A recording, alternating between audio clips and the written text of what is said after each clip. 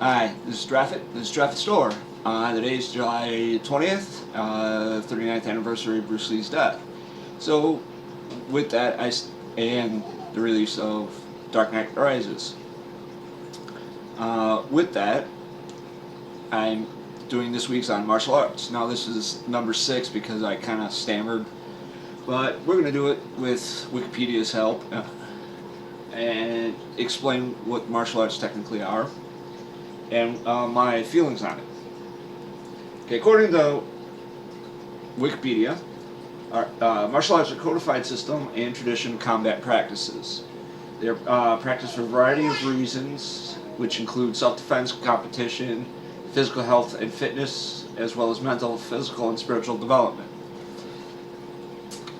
Term martial art has been heavily associated with fighting arts of East Asia or Eastern Asia, but was originally used in regards to combat systems of Europe as early as the 1550s. Okay. The term is ultimately derived from Latin. It means art of Mars, where Mars is the Roman god of war, or roughly translated war arts, or arts of war. So,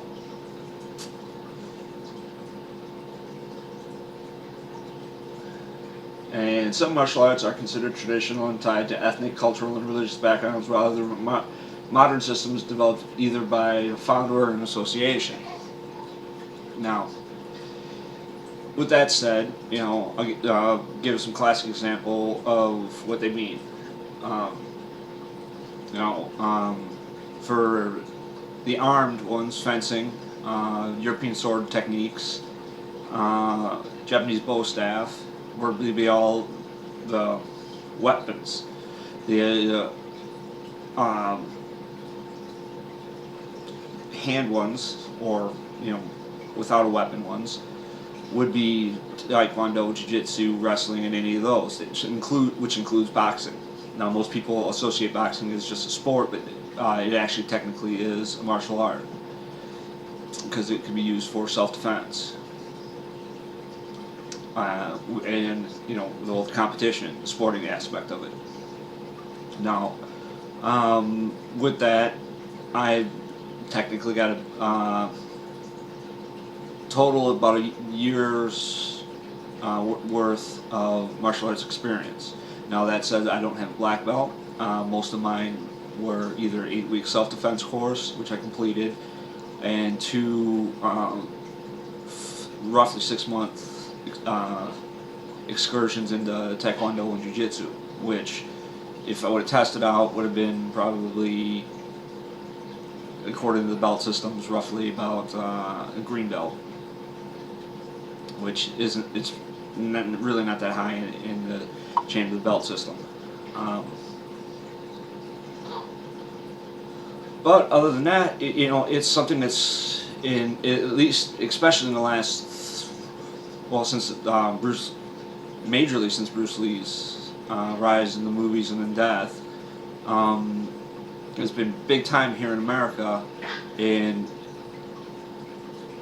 the movie system, whether it's been the ninja craze of the 80s, Chuck Norris from the 70s, mid 70s to late 80s, Van Damme with the late 80s, early 90s, again with Seagal.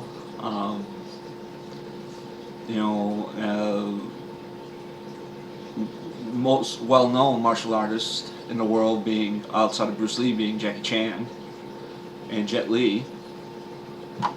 So it is not just a fighting system; it's something that incorporated into the cultural systems of a lot of countries, which includes the United States. Because now, at one time, it used to be baseball, take your kid to baseball, soccer, t-ball. Now it's take your kid to karate class, baseball, soccer, gymnastics if you got to get boy or girl.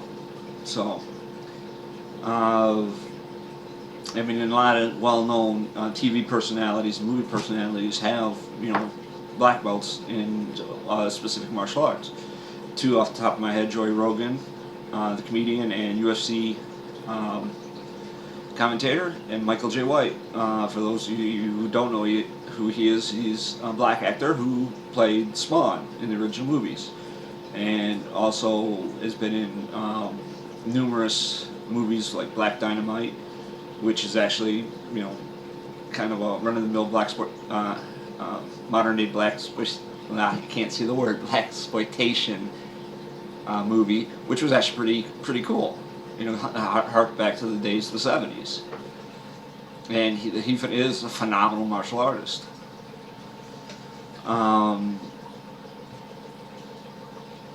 So it's incorporated, you know, in so much stuff. I mean, David Carradine with the Kung Fu series, you know, martial law with Sammo Hung. Now, with that, my feeling on it, it's both beneficial. It is both a beneficial practice and kind of worthless in a nutshell. Because, I mean, if you're doing it for the self-defense purpose, you can get a lot out of it. Don't get me wrong, but that doesn't necessarily make you a great fighter. I mean, because there's guys out there who's never had martial arts in their life, and you know, could, you know, whoop the shit out of a lot of people.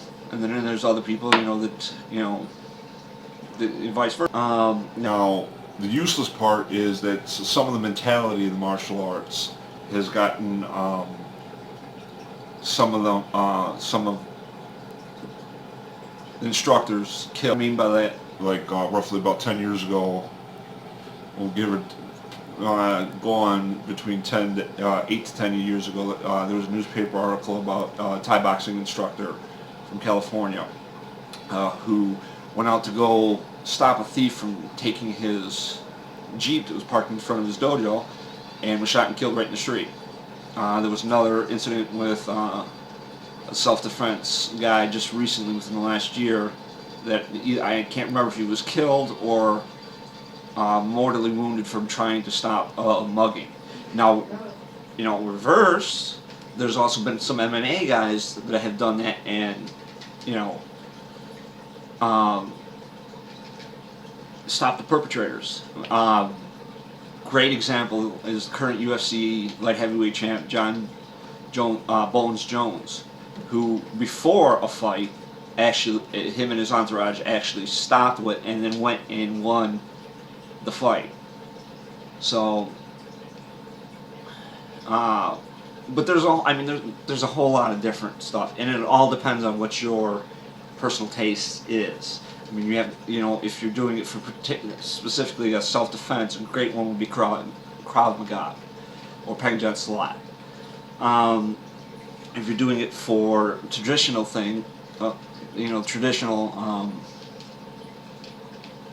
benefits of it, you know, Chinese wushu and gung fu are perfect, you know, depending on what style you're looking for.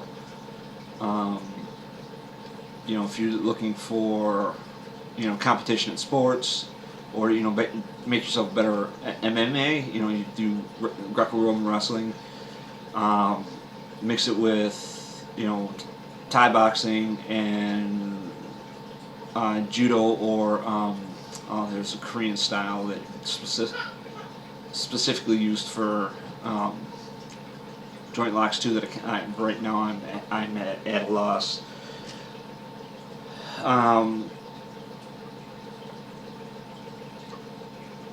But it's, like I said, it's one of those things that it all, you know, to your specific wants and needs or outlooks and what you want. In my area, now that doesn't necessarily mean that there isn't any, but the majority of the ones around that I've seen are karate, taekwondo, or, you know, some of the other aikido and judo. That doesn't mean that there hasn't been others, because I've seen the Jeet Kune Do. There's a fencing school. There's a Chinese school in Royal Oak or Berkeley. I can't remember what the boundaries are. I've actually looked into. So it all depends on what part of the country or countries you're in and what you're looking for. Now here in America, they are a little bit watered down compared to what you would learn, say, from Japan or China. Um, my jiu-jitsu instructor, or sensei, actually trained in Japan and tried to teach the way he was taught here, and it didn't fly well. He had to actually stop it because people were complaining about getting hurt. Um, Me personally, I would love to train traditional style of whether it's jiu-jitsu, karate, or whatever. Now that doesn't mean I'd be great at it, or I might even give it up within a week, but I'd still try it. Now, with that said, next week is Bigfoot, and like I said, because there's a convention, such and such, or such and such going on next weekend. I will actually, before I will give the direct where it's at. I have no affiliation with it. It's just something I thought was cool when I found out within the last 6-7 months, and actually would love to go if I had transportation. Well, like I said, with that, see you next week. This is Draffet, and this is Draft Store. Have fun.